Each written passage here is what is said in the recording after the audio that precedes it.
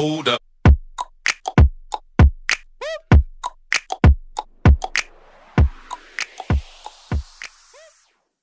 But the man is back.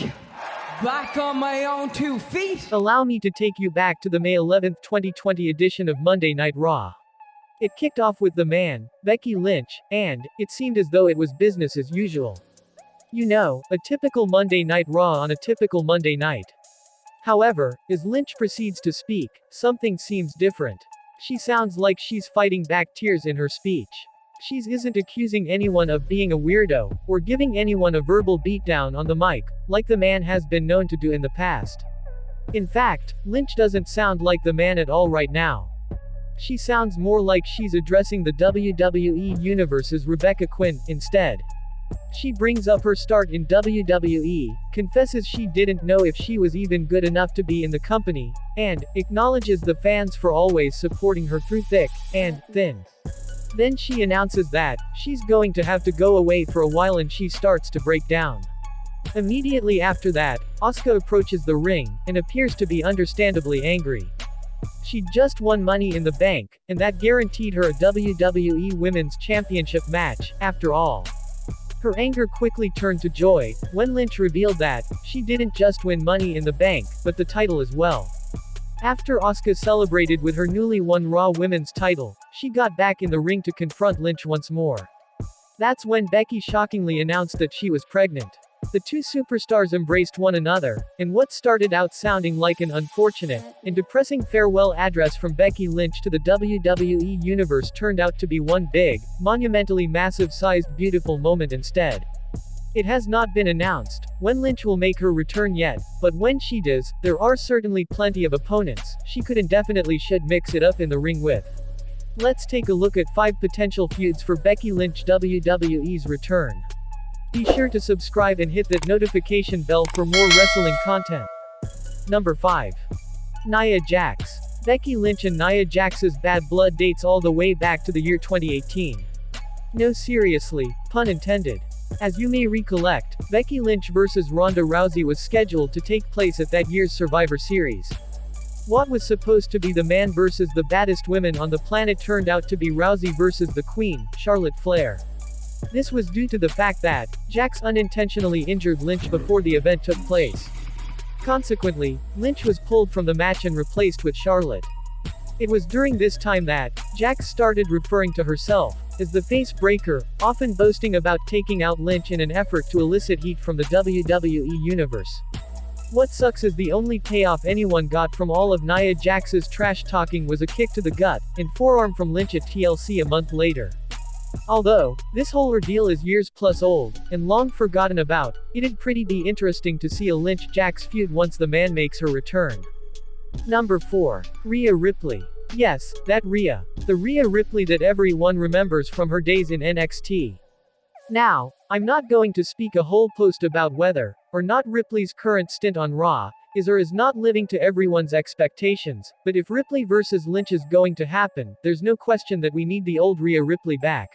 There was a time when Ripley's modus operandi was pretty easy to understand. She'd walk down to the ring, with all the swag about 1,000 Vince McMahons, beat the bejesus out of the poor soul who dared to step to her, and then she'd flash that signature smug smile when it was over, and she got the win. It was believable. It was authentic. It was Rhea Ripley. Nowadays, she honestly hasn't lost her edge or anything. It's just that jokes, playing around, and showing her vulnerability don't fit her character too well. Especially if she starts feuding with someone like Becky Lynch. Number 3. Bianca Belair. Bianca Belair is on a roll right now, but when it comes to her next feud, and who she's going to go up against, there aren't as many options as there would be on the Raw brand, at the moment. She was recently embroiled in a feud with Bayley, but it's been reported that the role model suffered a torn ACL, sidelining her for 9 months. With Bayley on the injured list, and Sasha Banks' return still up in the air at the time of making this video, Belair's options are kind of limited. Plus, when you add the fact that not everyone can feud with the champion at the same time, and are put into separate feuds, the aforementioned kind of turns into she simply doesn't have a lot of choices. That's where Becky Lynch comes in. A feud with Bianca and Lynch would be awesome, of course. But it would also be something different, as well. Considering the fact that repetitive matches are one of the top complaints from the fans these days, this doesn't seem like a bad route to go. Number 2. Shayna Baszler. Much like Rhea Ripley, Shayna Baszler's time on Monday Night Raw pales in comparison to that of NXT. When Baszler made her debut on the Raw brand, she was booked like the same dominant, no-nonsense, bad-to-the-bone bruiser that she was on NXT. If you need any reference for this, feel free to look no further than the Elimination Chamber pay-per-view in 2020. Baszler didn't just win, she dominated. We move forward to WrestleMania, and although she doesn't get squashed, Lynch managed to get the win. While Lynch dropping the title would have made sense, and there seemed to be enough fans on board for Baszler as the Raw Women's Champion, this didn't happen, and that was perfectly fine.